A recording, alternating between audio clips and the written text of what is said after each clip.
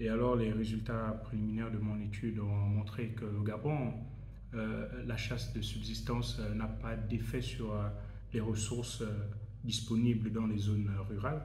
Que, par contre, dans les zones urbaines, qu'il y avait un impact sérieux sur les populations des céphalophes, par exemple, et populations de potamochères qui étaient très prisées par les populations habitant les grandes villes. Et donc, il y avait une chute considérable de ces populations à travers les images des caméras trappe que nous avons positionnées. Et aussi, durant notre étude, nous avons interrogé les populations, l'histoire de savoir un peu quelles étaient les espèces animales qu'ils pouvaient consommer.